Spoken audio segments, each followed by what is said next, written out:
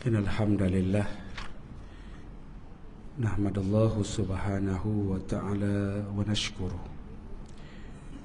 wa nu'azzimuh wa nukabbir. Asyhadu an la ilaha illallah wahdahu la syarika lah wa asyhadu anna Muhammadan abduhu wa rasuluh.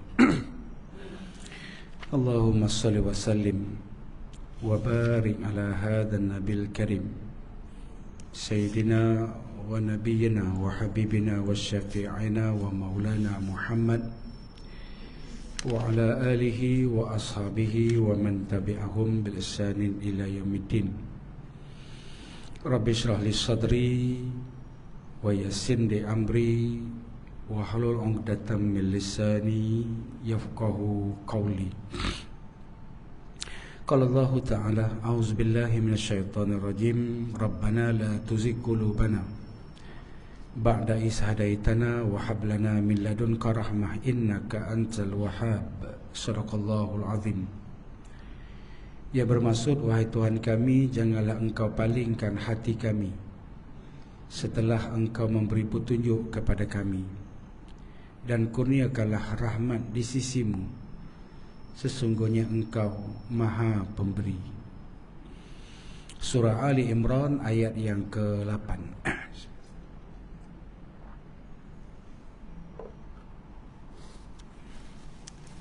Muslimin dan muslimat, hadirin dan hadirat, saudara-saudari, tetamu Allah, mudah-mudahan dirahmati sekalian. Alhamdulillah, sama-sama kita banyakkan puji dan syukur kepada Allah Subhanahu wa taala kerana beri keizinan untuk sama-sama pada malam ni kita berada di rumah Allah ini, sama-sama mendirikan salat fardu maghrib secara berjamaah.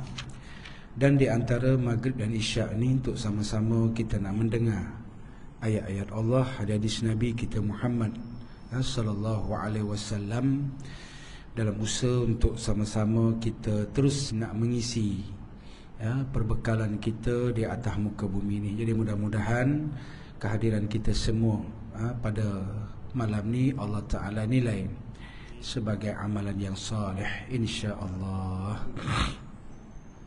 Para hadirin mati sekalian, jadi sebagai bahan untuk sama-sama kita renung-renung, fikir-fikirkan bersama, saya menggunakan kitab Hadis Qudusi, analisa dan komentar, dan yang ditulis oleh Said Ahmad Samit. Baik, pada bulan lepas saya tak datang, bulan 7 itu kan, bulan 8 itu kita dah bincang hati hadis ni, tapi kita hari ni kita masuk hadis yang seterusnya. Allah Subhanahu wa taala berfirman daripada Abu Hin Ar-Razi radhiyallahu an, bahawa Nabi sallallahu alaihi wasallam telah bersabda, Allah Taala berfirman, uzkuruni bi ta'ati azkurukum bi maghfirati, faman zakarani wa huwa muti'un fal haqqu alayya an azkuruhu wa huwa minni bi maghfirati, wa man zakarani wa huwa li asin fal haqqu alayya an azkuruhu wa huwa li bi muftin, atau kama qala. Allah Ta'ala berfirman, ingatlah aku dengan mentaatiku, nescaya aku akan mengingatimu dengan pengampunanku. Barang siapa yang mengingatiku sedang ia taat setia kepadaku, maka berhaklah dia akan aku ingatinya dengan pengampunanku. Dan sesiapa yang mengingatiku sedangkan ia derhaka dan melakukan maksiat kepadaku, maka berhaklah dia akan aku mengingatinya dalam kebencanaanku. Hadis riwayat daripada Ad-Darimi dan Ibnu Al-Askar.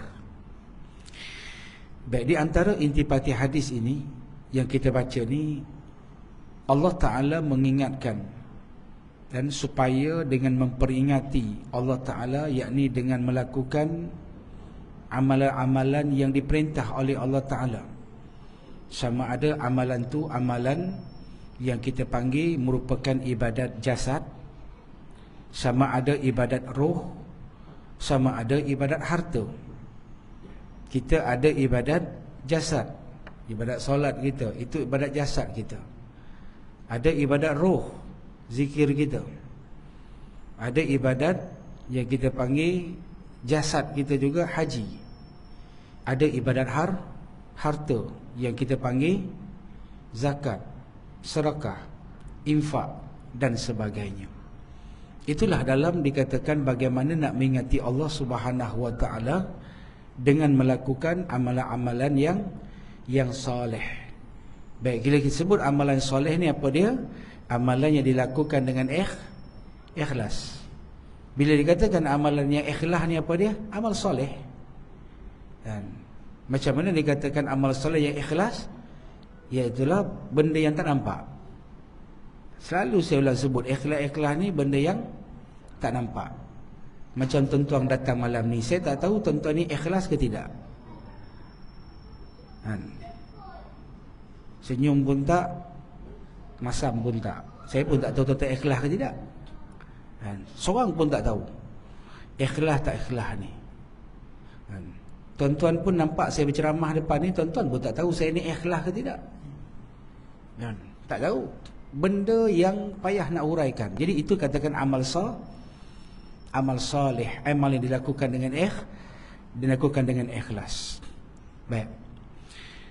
Kata pengarang kitab ni, lihatlah betapa kasih sayangnya Allah kepada hamba-hambanya sebagai Tuhan yang bersifat Ar-Rahman dan Ar-Rahim. Ar-Rahman maksud dia yang kita panggil pemurah. Ar-Rahim maksud dia penyayang. Diingatkan kita supaya tidak lalai daripada mengingati Allah. Tuan-tuan, kalau kita fikir kan, semayang kita 5 waktu ni kan, semayang kita 5 waktu yang pada asalnya pensyariatan solat Allah Ta'ala perintahkan kepada kita sebanyak berapa waktu? 50 waktu. 50 waktu pada asalnya. Kemudian dengan jasa Nabi Musa alaihi salam, ya Muhammad, apa yang kamu dapat dalam Isra' wal Mi'raj? Solat 50 waktu. Umat kamu tak mampu Muhammad. Umat aku yang gagah ni pun tak mampu. Minta kurang. Maka dapatlah pengurangan daripada 50 kepada 5 waktu. Jadi 5 waktu ni kalau kita tengok, Allah Ta'ala bagi masa kepada kita supaya kita ni ingat kepada Allah. Cuba kita bayangkan kalau Allah Ta'ala perintahkan semayang ni, kalau Nabi naik sekali lagi bertemu dengan Allah, Allah Ta'ala perintahkan kita semayang ni setahun sekali je. Teruk sangatlah setahun sekali Ustaz. Seminggu sekali lah. Dan semayang Jumaat ni, apa jadi agak dia? Manusia ni lupa kepada Allah. Yang 5 waktu ni pun banyak lupa. Dan kita semayang, alhamdulillah, kita semayang maghrib, kita ingat. Lepas maghrib, alhamdulillah kita ingat. Itu pun ada kuliah maghrib. Kuliah maghrib, kita dengar sikit pengajaran dia, kita tengok guru. Walaupun bukan Ustaz Nizam, Ustaz mana-mana pula. Makna kita berada di dalam majlis. Walaupun ada Facebook ni, walaupun ada YouTube, kan? Tak sama kita duduk dengan Facebook, kita tak sama kita duduk dengan berdepan dengan guru. Perpindahan ilmu daripada mulut guru kepada telinga kita ni tak sama. Dan kalau kita tambah tengok Facebook, bermakna kita tidak bermajlis. Kita duduk dengan ceramah ni, kita bermajlis. Majlis ni dihadiri oleh siapa? Para malaikat. Malaikat banyak ni. Jin-jin pun banyak ni. Jin yang Islam. Man. Dalam majlis ilmu ni, sebab jin ni, di kalangan jin tidak ada tok guru. Di kalangan jin tidak ada ustaz. Di kalangan jin tak ada imam. Wajib jin ni belajar di dalam majlis ilmu manusia. Man. Wajib jin ni menjadi makmum kepada manusia. Sebab di kalangan jin tidak ada imam. Saya tak tahulah surah Al-Huda ada imam jin kot. Kan? Dia tidak ada jin. Jin tidak ada jadi imam. Dan dalam majlis ilmu dia ada dalam majlis ilmu. Banyak jin ni. Cuma kalau saya belajar dengan Dato' Harundin dulu, jin ni selalu dia duduk dalam majlis ilmu, dia duduk di barisan yang paling depan. Mana bukan yang depan ni jin tidak. Kan? Sebab tu saya malas duduk depan Ustaz, saya duduk belakang Ustaz. Sebab apa? Takut orang kata saya jin. Dan jin dia duduk dalam majlis ilmu, dia tidak duduk bersandar. Kan? Banyak pula orang duduk bersandar pula kan. Jadi itu makna di kalangan jin. Jadi makna dia duduk dalam majlis ilmu, dihadiri jin dan oleh seluruh para malaikat. Dan malaikat ni duduk dalam majlis ilmu, dia buat apa? Dia mendoakan, Allahumma firlahu warhamhu. Kan? Duduk dalam majlis ilmu apa? Majlis yang menceritakan tentang ayat Quran, menceritakan tentang tanggungjawab kita kepada Allah, tentang matlamat daripada kehidupan kita di atas muka bumi, tentang cerita tentang agama, cerita tentang umat ini, cerita tentang bagaimana kita nak dapat satu kehidupan yang besar, panjang dan lama dan kekal, kehidupan akhirat. Yang bila kita sebut syurga, kita sebut neraka, benda yang besar. Ni kalau kita cerita syurga neraka ni, benda yang besar. Bukan benda yang kecil, benda yang besar. Sebab itulah Muaz ibn Jabal, tak kala mana dia berkesempatan bermusafir dengan Nabi SAW dan sahabat-sahabat yang lain. Satu nikmat kalau dapat musafir dengan para Nabi. Sebab itulah Abu Bakar As-Siddiq, benda yang paling dia dapat nikmat paling seronok ialah ketika dia musafir dengan Nabi SAW. Jadi kita kalau dapat musafir dengan orang-orang yang baik, dan kita akan kenal watak dia. Sebenarnya bila kita nak kenal watak sahabat kita ni, bawa dia musafir. Tuan-tuan kenal Ustaz Nizam berceramah setiap bulan mesti, tapi tuan-tuan tak kenal dia. Melainkan tuan-tuan bawa pergi musafir. Bawalah pergi mana-mana lah. Pergi Changlun ke, Switzerland ke, bawalah pergi umrah ke. Bawa pergi umrah sudahlah.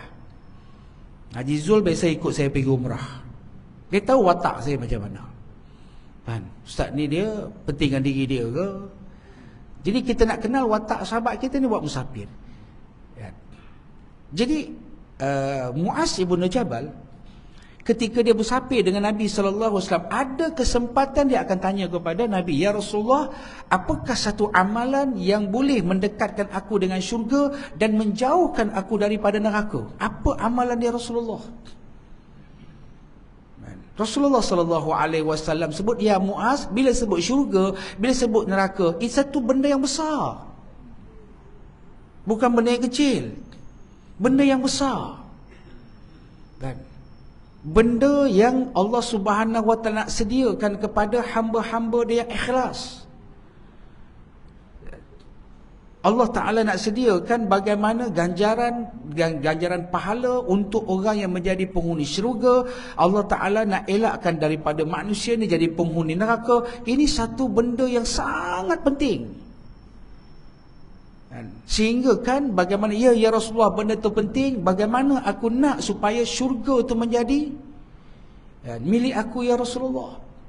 Sahabat-sahabat bila debut dengan Nabi SAW dapat gambarkan bagaimana dia ni dengan Nabi menceritakan tentang syurga, dia mendapatkan hampir diri dia dengan syurga. Maka Nabi SAW bersabda, wahai Muaz, yang pertama, hendaklah kamu ta'atillah wala tusyriku bihi syai'an. Naklah kamu taat kepada Allah dan jangan sekali-kali kamu mensyirikkan Allah. Makna dia, apa yang kamu faham tentang tuntutan asyhadu alla ilaha illallah wa asyhadu anna Muhammad Rasulullah yang terangkum tu, itu benda yang penting. Kalau kita faham tentang apa yang dikatakan asyhadu alla ilaha illallah, tiada Tuhan disembah melainkan Allah, dan aku menyaksikan bahawa Nabi Muhammad pesuruh Allah, dan kita tidak melakukan sebarang kesyirikan, itu benda yang penting. Tuan-tuan, kes syirik ni banyak berlaku. Benda khurafat ni banyak berlaku. Kan? Benda yang tidak ada asas banyak yang berlaku. Kan? Sebab itulah banyak hari ini kita panggil ajaran-ajaran yang sesat. Kan? Termasuklah JISB yang terbaru ni. Kan? Banyak sesat. Saya baru 4 hari balik daripada umrah. Kan? Ni nak pergi pula ni. Baru balik 4 hari lepas tu nak pergi pula. Kan? Kan?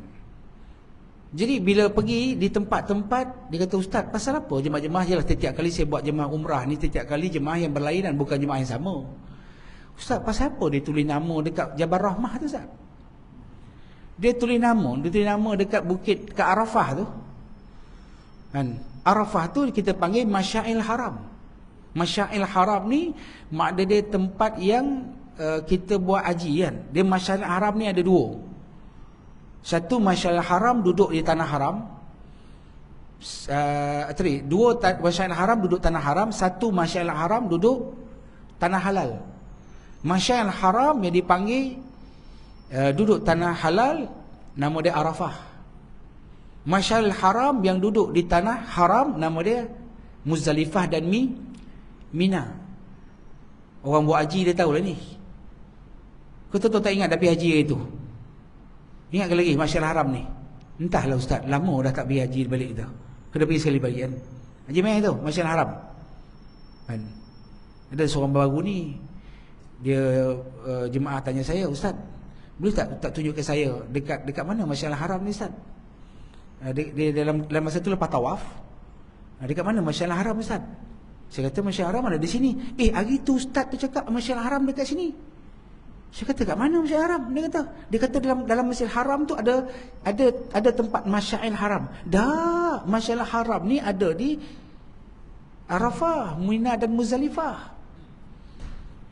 Kalau tuan-tuan biasa dengar orang yang biasa bertugas haji, daripada tabung haji lah, bertugas haji, dia haji bertugas di mana? Saya bertugas di Masya'ir. Bila bersebut Masya'ir tu Arafah, Mina, Muzdalifah. Dia bukan, Masya'ir ni bukan dekat Masjid Haram, tak, Masya'ir ni luar je. Kan?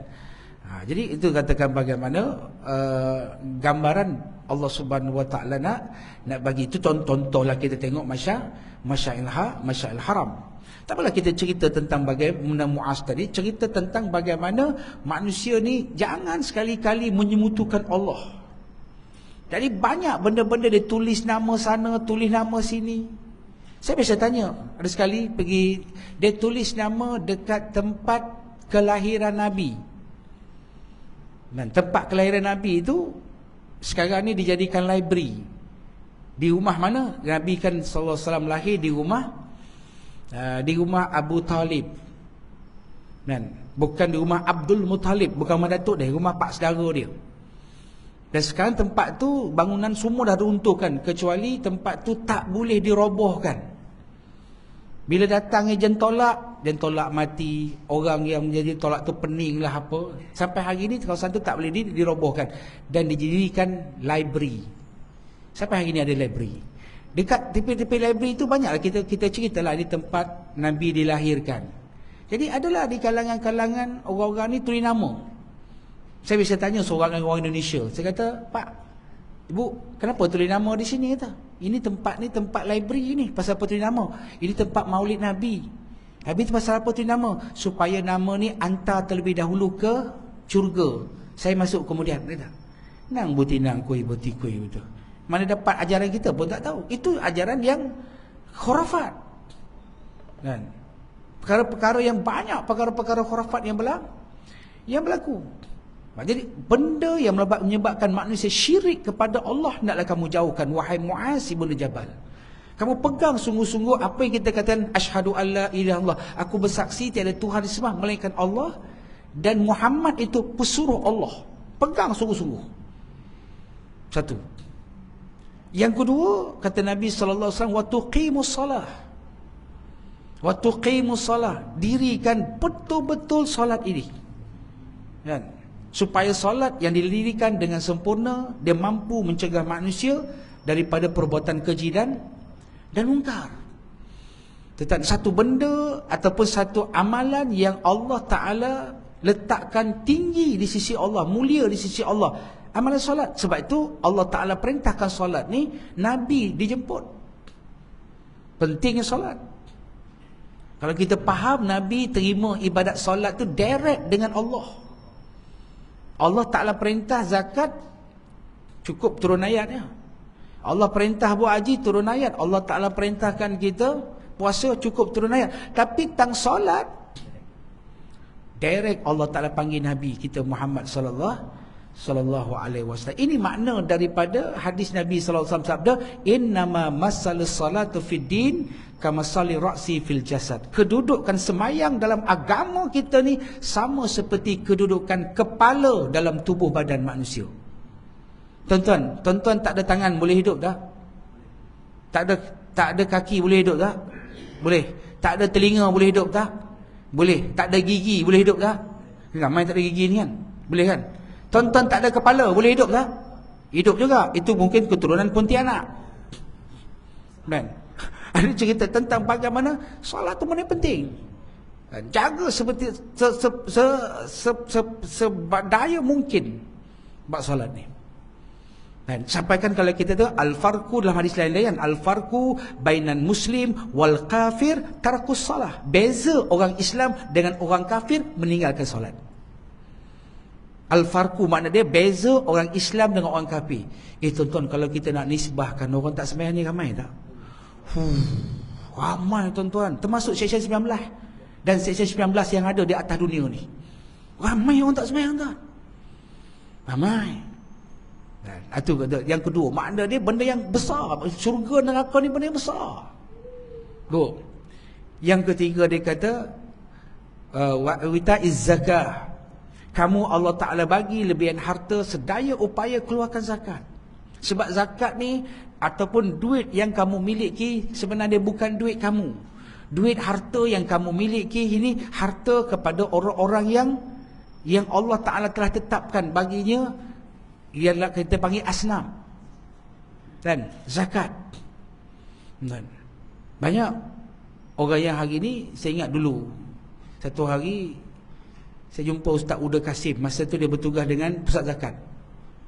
Sekarang ni lembaga zakat lah. Dan banyak dia kata, kita nak cerita dekat zakat ni, cerita dekat kelang-kelang apa minta keluar zakat macam mana, dia kata dia bagi masa dekat kita, boleh cerita bab zakat tapi dia bagi masa 15 minit ni. Tahu-tahu 15 minit macam mana nak cerita bab zakat? Mukadimah pun dah berapa minit. Tapi yang janji dia bagi tak apalah, nak ceritakan tentang bagaimana harta tu bukan milik kita, harta hak orang yang sepatutnya Allah Ta'ala tentukan untuk dikeluarkan zakat. Baik. Kemudian yang keempat kan, wasaumu Ramadan, dia kata kamu puasa sungguh-sungguh bulan Ramadan. Kan? Jaga betul-betul apa yang Allah Ta'ala perintahkan kamu berpuasa. Dan yang terakhir, wahijil baiti man istata'a ilaihi sabila, dan kamu melaksanakan haji. Makna dia Nabi sebut rukun Islam yang 5 ni. Itu benda yang besar. Dan rukun Islam yang 5 ni benda yang besar. Tuan-tuan, kita ni bersyukur banyak-banyak sebab kita lahir-lahir Islam secara keturunan. Banyak sahabat-sahabat kita yang Allah Ta'ala takdirkan tidak beragama Islam. Dan saya kadang-kadang 2 bulan sekali ceramah di masjid Bandar Mahkota, Bandar Putra Mahkota di apalah, di Bangi kan, di Bukit Mahkota, Bandar Mahkota dekat Bangi, dekat kuis tu kan. Nazir masjid tu siapa dia? Ustaz Datuk Farid Rawi. Ustaz Datuk Farid Rawi. Dan dia tak mualaf dah lama dah, umur 18 dia masuk Islam. Dia kalau Selangor ni setiap saya dia mualaf 2 tahun dia. Lepas tu kita tak panggil mualaf dah. Dia panggil orang Islam. Ada orang hari ni sampai hari ni dia dah masuk Islam dah 18 tahun dia panggil mualaf lagi, tak boleh. Dia mualaf ni 2 tahun ni, lepas tu dia jadi orang Islam dah. Dan Ustaz Farid Rawi berceritakan tentang bagaimana dia masuk Islam. Saya kalau pergi kan, Ustaz ceritalah sikit macam mana pengalaman Ustaz bila mana kami ni, alhamdulillah lahir-lahir dah ada orang azan di telinga kami, dah ada orang iqamah di telinga kami dah belajar dah. Ustaz baru nak mula baca, macam mana pengalaman. Dia cerita macam-macam. Syukur alhamdulillah dia kata. Kan? Kita temu Islam. Sebab tu saya masuk Islam ni bukan sebab tengok orang Islam, sebab kita menghayati apa ajaran Islam. Kalau tengok orang Islam, mungkin saya tak masuk Islam. Kan? Kita tengok apa amalan Islam tersebut. Antara dia berminat tentang bagaimana ketika tu umur dia 17-18 masa belajar, bagaimana di Amerika buat satu kajian tentang bagaimana itu cerita dululah, lama dah kata manusia ni membangun. Semua profesor-profesor di universiti buat kajian. Manusia membangun tapi kemanusiaan hancur. Bangunan-bangunan pencakar langit hebat, teknologi canggih, tetapi manusia ramai yang bunuh diri. Dan bagai manusia yang bunuh diri. Kajian dibuat pasal apa manusia bunuh diri? Dekat jembatan dekat San Francisco kan, jembatan yang berwarna merah tu, apa nama dia? Apa bridge nama dia? Golden Bridge ke tuan-tuan tak biasa pergi San Francisco ni? Tak biasa pergi tuan Haji? Haji biasa pergi San Francisco tak? Ke Haji duk Shah Alam je? Sesekali pergilah berlawat. Saya pun tak biasa pergi juga kan. Ke kita sekali buat trip pergi Amerika nak Haji? Kita musafir boleh? Nanti ambil nama siapa nak, saya jadi mutawif dia. Dan tu di Amerika tu, dia kata satu hari dia kata 17 kes masa tu, tahun 80, kalau tak silap cerita saya tahun 87 ke 88. Orang bunuh diri satu hari 17 orang. Tu dulu tahun 88, sekarang ni dah tahun 2004, mungkin lebih banyak lagi. Cek pasal apa, dia kata gagal bercinta. Cek pasal apa, kasih cinta tak berbalas. Cek pasal apa, terlibat dengan hutang. Jadi macam mana nak buat manusia ni membangun tapi kemanusiaan hancur? Jadi profesor-profesor di semua universiti di Amerika buat kajian.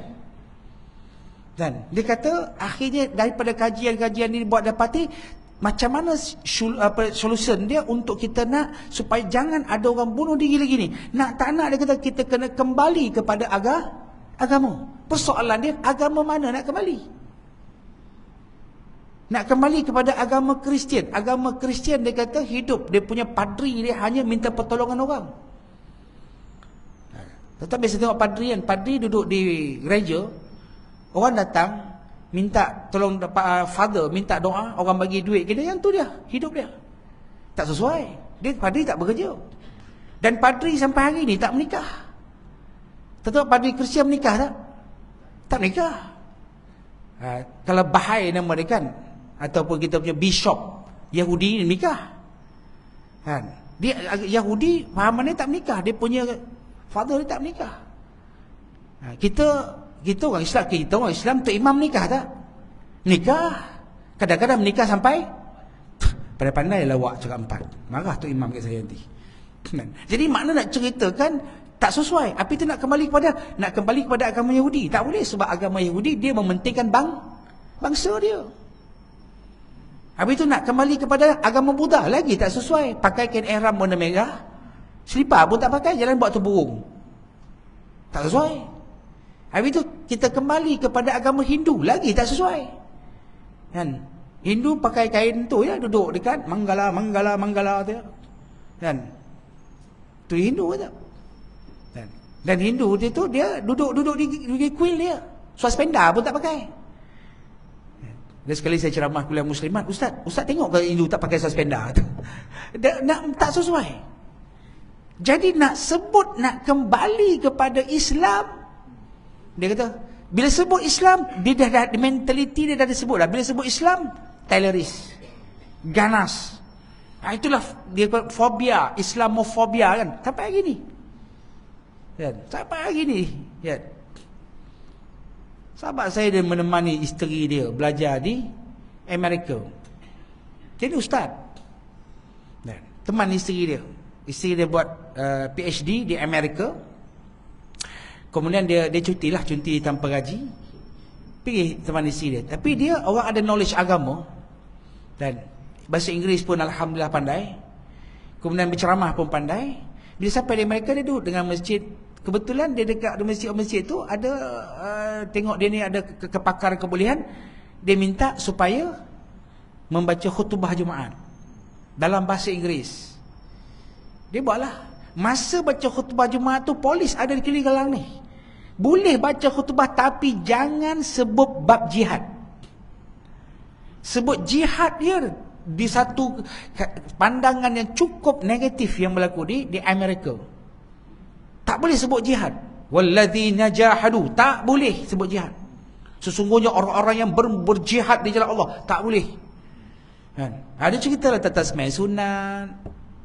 Nah, cerita tentang bagaimana taat kepada perintah agama, ketaatan kepada pemimpin, taat kepada ibu bapa, yang tu boleh dicerita. Tapi nak cerita tentang jihad, sebab apa dia dah letakkan di Amerika ni, bagaimana jihad ni satu benda yang menyebabkan dunia ni jadi kacau bilau. Jadi akhirnya Ustaz Farid kata dia buat kajian yang tu. Hasil daripada kajian dia kata, alhamdulillah Allah Ta'ala buka hidayah dia masuk Islam. Tuan-tuan perhadirin mati sekalian. Jadi ini antara 5 benda yang penting. Sehingga Nabi SAW sebut, kalau nak kamu jadi pintu kebaikan dalam agama ni, yang pertama sekali kamu banyakkan, dia kata, wahai Muaz, kamu kena banyakkan puasa sunat. Sebab apa? Puasa ni as-siyamu jundatun. Puasa ni dia perisai. Perisai daripada manusia ni melakukan kejahatan. Sebab tu kita cuba ingat, bulan Ramadan kita banyak tak buat benda yang jahat? Sebab ialah depan saya ni semua dah A+ belaka. Mana ada orang yang jahat kan? Bulan Ramadan ni mana ada orang buat jahat? Sebab apa? Pintu-pintu kebaikan banyak bulan Ramadan.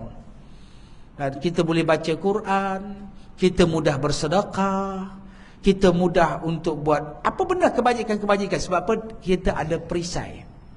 Itu katakan bagaimana dia kata pintu kebaikan tu ada dalam bab ibadat puasa. Terutama sekali puasa sunat. Allahu Akbar. Almarhum Tuan Guru yang kita kasihi dan meninggal lepas Covid, Dr. Syihabuddin Muhaimin. Dan dia antara sahabat saya yang berkawan dengan dia daripada tahun lamalah, tahun 90-an lagi, 97, 98 macam itulah. Saya mula-mula ceramah tu memang dah dengan dia. Sehingga kan dia pun antara yang mengajar di surau ni lah. Saya ingat lagi masa saya pergi haji, kata, Syekh, enta ganti tempat ana dekat surah Al-Huda. Bila Al-Huda ambil dia jadi, alhamdulillah jadi salah seorang daripada tenaga pengajar sini. Umur sama dengan saya, lahir tahun 71, Dr. Syihabuddin Muhaimin. Allah Ta'ala takdirkan meninggal dunia. Antara amalan yang dia buat, tuan-tuan, sejak saya kenal dia, dia tak pernah miss puasa sunat Isnin Khamis. Tak pernah miss. Dan itulah amalan dia. Saya kata, ya Syekh, satu hari saya kebetulan ada kuliah dekat sini lah. Lepas tu malam tu ada kuliah dekat sini juga. Kuliah Musliman pukul 3 petang sampai pukul 4. Pukul 4 tu sampai pukul 7 tu, sebelum nak pergi kuliah kali kedua maghrib tu, jumpa dia dekat session 8 tu. Dan dekat surah At-Taqwa tu. Surah yang dulu kena kunci ke dulu kan? Surah At-Taqwa tu, rumah dekat situ. Masa tu hari Khamis. Nah, Syekh, jom kita berkena tertarik ke roti canai. Boleh lepas asar. Pergi je. Saya pun dah order lah roti canai. Dah order apa. Kita nak makan apa kata? Tak apa, kita makan lah kata. Kan? Kata, takkan kita tak makan sup? Apa kita makan kata. Tapi nama mulut dia nak kata dia puasa sunat dia tersebut. Allahu Akbar, hari ni Khamis Syekh kata. Kan? Kita pun tahu dia kata. Dan air Khamis, Allah nak silap air bulan dah pula. Order dah. Kan? Kau tahu kata tak mau jumpa dia kata. Tapi nak ceritakan dia cukup istiqamah. Kan? Kalau bahasa section 19 ni, konsisten. Payah juga nak cakap bahasa konsisten. Dia konsisten tu sejak saya kenal dia tahun 97 tu sampai dia meninggal dunia, tak pernah tinggal puasa Isnin Khamis. Allahu Akbar. Sebab itulah keikhlasan dia tu, subhanallah kan. Dan sampai hari ni tuan-tuan ingat dia. Dan kalau di Tasik Puteri tu, Ustaz Syahabuddin, dia tak panggil Ustaz Syahabuddin, dia panggil Ustaz Nombor. Nombor 1, nombor 2, nombor 3 dia kata. Sampai hati panggil Ustaz Nombor. Panggil Ustaz Nombor tak apalah. Macam-macam lah kan. Ada satu tempat tu dia panggil saya, dia panggil ustaz tu, ustaz mana? Ustaz pisang abu kata. Lah dia panggil saya ustaz pisang abu pula. Kisah dia, saya menceritakan cerita tentang ikhlas asal dia. Dan mungkin saya dah cerita dekat tuan-tuan sini, tak apa saya cerita sekali lagi. Cerita tentang ikhlas, benda yang tak nampak. Saya belajar dengan Datuk Ishak Haji Bahrom. Ishak Haji Bahrom tu guru saya masa saya belajar pondok. Dan bila dia menghuraikan ayat wama umiru illa liya'budullah mukhlishina lahuddin, sedangkan kamu diperintah oleh Allah untuk mengikhlaskan diri. Jadi pada ketika itu saya tanya, saya antara orang yang sampai Datuk Ishak Haji baru jadi mufti, sampailah dia dah pencen, saya baik dengan dia kan, daripada sekolah pondok lagi. Saya tanya dia, Datuk, dia masa tu tak Datuk, bahasa Ustaz, macam mana nak kata ikhlas macam mana Ustaz? Dia kata macam dua orang pelajar pondok lah, seorang nama Ali, seorang nama Abu. Ali ni dia sebelum masuk pondok, dia dengar di kampung tolong bapak dia tanam pisang. Bila dia belajar pondok, dia bawalah anak benih pisang yang terbaik untuk tanam tepi pondok. Dan dia niat nak bagi Tok Guru, jasa Tok Guru mengajar fiqh, tauhid, hadis. Kan? Bila pisang tu dah besar, kemudian dia tebang dan nak masak tu dia bagi dekat Tok Guru. Kan? Tok Guru kata, tunggu jap Ali, kamu dah bagi pisang, letak dekat dapur tu, tapi tunggu jap, jangan balik dulu. Tok Guru masuk dalam, tanya dekat isteri dia, Leha, Ali bagi pisang kita, contohlah nama Leha lah. Kan? Ada apa tak rumah kita ni nak bagi ke Ali? Bang, rumah kita ni tak ada apa. Habis tu macam mana abang kata, Ali bagi pisang standar ni, kata Tok Guru. Bang, rumah kita tak ada apa. Semalam agak saya ajak abang pergi NSK, abang sibuk. Nak pergi Giant pun abang sibuk. Kan? Tak macam ni lah bang, kalau abang nak bagi juga, abang ingat tak 2 bulan lepas Haji Kasim ada bagi dekat abang kambing 2 ekor. Abang ambil lah kambing ni suali bela. Nak harap abang bela kambing ni bila abang nak bela? Abang sibuk ceramah, abang sibuk jaga sekolah, abang sibuk macam-macam sibuk. Bagus juga dia kata. Akhir Tok Guru bagi dekat Ali ni 2 ekor kambing. Ali beritahu Tok Guru, saya bagi pisang ni dengan hati saya yang ikhlas, dengan hati saya yang tulus, yang mulus, yang kudus. Macam tu lah lebih kurang. Tiba-tiba tak apa, ambil Ali, orang bagi ambil. Kata, tak apa suruh saya bagi ikhlas, ambil. Kan? Jadi akhirnya pada ketika itu Ali pun tak boleh kata apa, dia pun ambil lah. Kemudian dalam perjalanan balik jumpa Abu.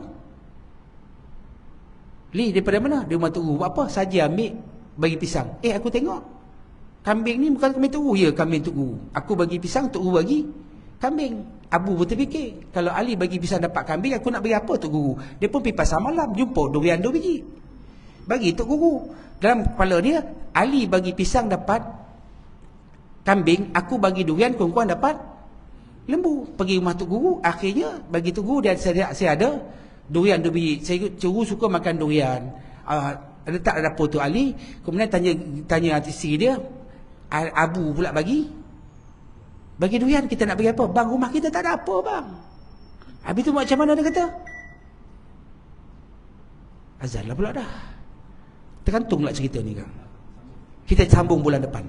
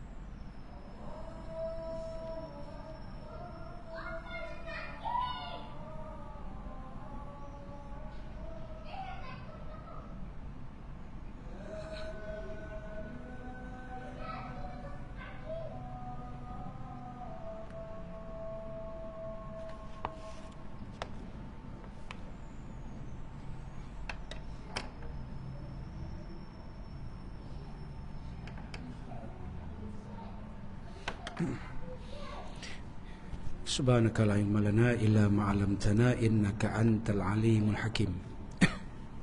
Muslimin dan muslimat yang mati Allah sekalian, balik cerita Abu tadi kan. Jadi Abu pun pergilah ke rumah Tok Guru, bagilah durian. Tok Guru kata, Abu jangan balik dulu, tunggu sekejap. Tanya isteri dia. Abu bagi durian pula. Kita nak bagi apa ni? Kan saya dah beritahu bang, rumah kita ni tak ada apa. Tapi kalau abang nak bagi juga tak apalah, abang bagilah pisang yang Ali bagi tadi. Dan pisang yang Ali bagi tadi. Bagus juga tu kata. Bila bagi pisang dekat Abu ni, dalam hati Abu ni, dia kata Ali bagi pisang dapat kambing, aku bagi durian dapat pisang. Nak marah tu Tok Guru, nak marah Tok Guru. Jadi akhir dia bawa lah balik pisang tu. Dan dalam hati dia tetap mengatakan Ali bagi pisang dapat kambing, aku bagi pisang dapat aku bagi durian dapat pisang. Dia pun pikul lah pisang tu buat balik. Dan sejak daripada hari itulah pisang tu dinamakan pisang Abu. Sebab tuan-tuan tak baca sejarah, itulah sejarah pisang Abu. Betul ke Ji? Kan? Jadi bila saya cerita macam tu, nak apa pengajaran dia? Pengajaran dia Ali tadi bagi dengan niat hati yang ikhlas dapat lebih. Sebaliknya Abu tadi bagi dengan niat nak dapat balasan. Kerja agama yang dibuat dalam masyarakat, tujuan dia untuk nak dapat balasan, selalunya berakhir dengan kecewa. Saya bawa cerita macam tu. Sejak daripada hari tu dia panggil saya Ustaz Pisang Abu. Adalah satu tempat tu. Allahu akbar. Tak apa, itu tamu amalan dia sebagai pintu kebaikan. Yang kedua, apa dia pintu kebaikan? Dia kata, wahai Muaz, kata Nabi SAW, pintu kebaikan untuk kamu nak ingat kepada Allah tak boleh tidak, iaitulah kamu sedekah di jalan Allah. Tak boleh sedekah tiap-tiap hari. Dia kata sedekahlah seminggu sekali. Cuba sedaya upaya kamu, dia kata, bagi sedekah mengikut kemampuan yang kamu miliki. Dan satu, dua.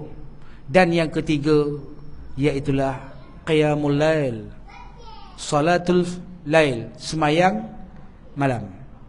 Semayang malam, sambil Nabi SAW membaca sepotong Al-Quran dalam surah As-Sajdah. Tatajafa junubuhum anil madaji'i yad'una rabbahum haufan wa tama'a wa mimma razaqnahum yunfikun, tu kan. Tatajafa junubuhum, beruntunglah orang-orang yang junubuhum yang direngankan oleh Allah Ta'ala, meringankan lambung dia. Makna dia, beruntunglah orang yang direngankan lambung dia. Rengan lambung ni maksud dia, kan kita tidur di lambung kiri atau kanan kan. Direngankan tu maksud dia mudah bangun malam. Mudah bangun malam. Dimudahkan bangun malam. Kita bangun malam tak lama, lebih kurang dalam 5-10 minit, yang kita panggil tahajud. Serba sedaya upaya. Serba sedaya, memang kita dianjurkan kalau boleh tiap-tiap malam. Tapi tak mampu, tak apa, kita cuba sedaya upaya. Tak boleh tiap-tiap malam, kita cuba buat seminggu sekali. Cubalah. Seminggu sekali pun tak mampu lah Ustaz, memang payah dah. Cuba sedaya upaya, sebulan sekali, cuba buat. Sebulan sekali pun tak mampu Ustaz, cuba sedaya upaya setahun sekali. Setahun sekali pun tak boleh, cuba seumur hidup kita ni buat sekali. Seumur hidup pun tak boleh buat, matilah tu. Payah jugalah, langsung tak rasa tak ada minat kan. Takkanlah kita tak ada masa untuk kita nak minta supaya Allah Ta'ala bagi keberkatan dalam hidup. Sebab kita dah gunakan nikmat Allah terlalu banyak. Kan?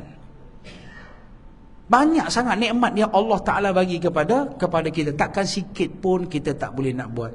Itu makna dia miftahul khair, pintu-pintu kebaikan di jalan Allah. Itu dikatakan bagaimana untuk kamu nak ingat kepada Allah. Nabi SAW ingatkan kepada siapa? Kepada Muaz ibnu Muaz ibn Jabal. Dan satu lagi hadis yang selalu Muaz ibn Jabal disebut pada Nabi SAW sebut pada Muaz, yang selalu doa yang kita bacakan, usika ya Muaz, ya Muaz aku cinta kepada kamu Muaz, la tada'anna fi duburi kulli salati taqul, wahai Muaz tiap-tiap lepas sembahyang jangan sekali-kali kamu lupa zikir ini. Apa zikir dia? Allahumma inni ala zikrik wa syukrik wa husni ibadatik. Ya Allah tolonglah aku, bantulah aku supaya ingat pada Engkau. Ya Allah tolonglah aku, bantulah aku supaya mudah bersyukur pada Engkau. Ya Allah tolonglah aku, bantulah aku supaya mudah memperbetulkan amalan-amalan aku. Jadi makna tiga ni, yang pertama ingat kepada Allah. Sebab masa kita ingat lebih masa kita ingat dengan masa kita lupa, banyak masa kita lupa. Maka dalam hadis ni menganjurkan kepada kita